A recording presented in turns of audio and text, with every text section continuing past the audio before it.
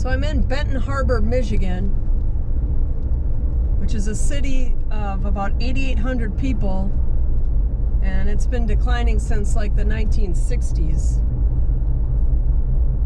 And the population keeps decreasing every year.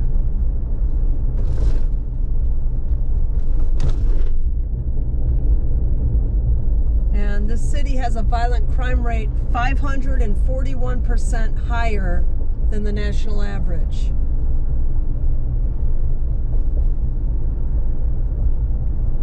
And the property crime is actually pretty good. In 2020, they had 7 homicides, which gave them a murder rate of 72.5.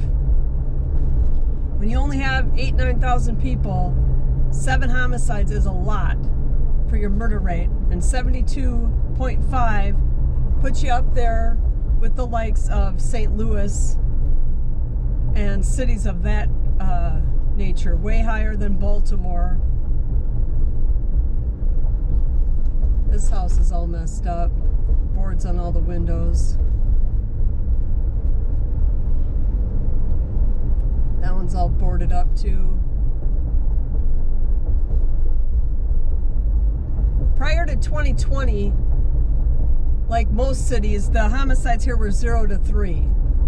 Like, they didn't really have a lot prior to the summer of Floyd, which kickstarted a lot of cities into just raising their violent crime rates much higher than they were prior to that.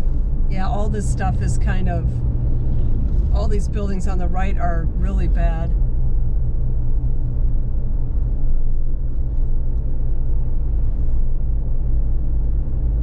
And it was every year from like 2007 to 2020, every year except 2018.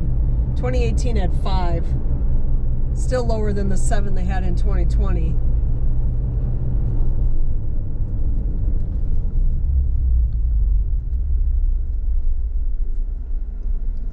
And this city is 85% black and 13% white.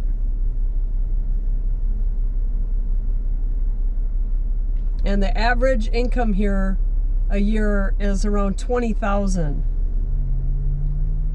And there's a poverty rate of 56%, which is really high. Over half the people that live here live in poverty. And the marriage rate here, less than 20% of the people that live here are married. And that may be because it's 85% black, and the marriage rate among blacks is lower, kind of across the board.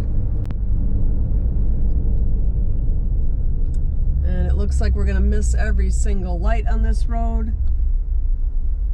And of the 8,800 people that live here, 80% of them were born here.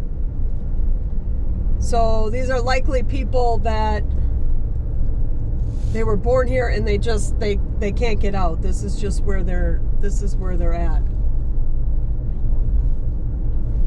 And they're just gonna stay here.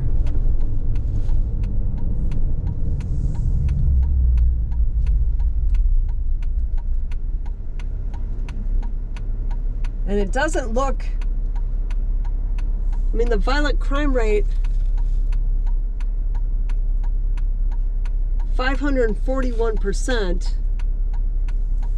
And I guess that's just because the population is so small that it doesn't take that many incidents to boost the violent crime rate as high as it is.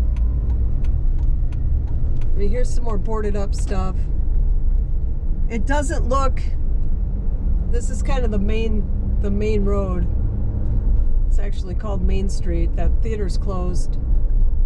It doesn't look as bad as I thought it was going to look. This is, I mean, there's not much to it. It's a small town. I didn't write down what the population was before it started declining, but I don't think it was much higher. I don't think it was ever, like, of any real size.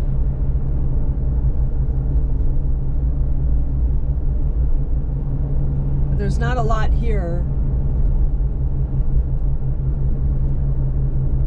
These buildings all look abandoned on the right. There's a whole building missing there. It's all crumbled.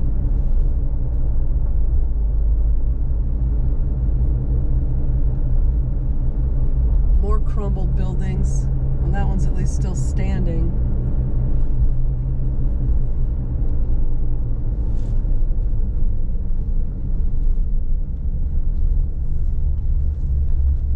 Let's just go up a little bit farther and see if anything else is. That building on the right there looks, well, it's still standing. Nope, it's all boarded up. It needs a paint job, otherwise.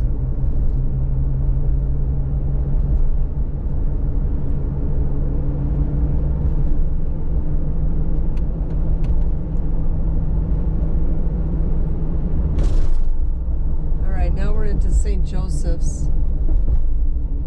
So that was the end of Benton Harbor.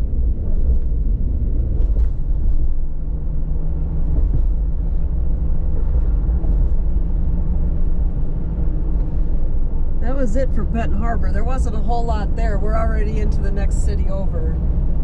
But there wasn't a lot there. It didn't look that scary for a city that has the violent crime rate that it has. Either that or I'm just getting used to driving through these places that it doesn't look as bad to me as it actually really is anymore. But that's it for Benton Harbor. Thanks for watching.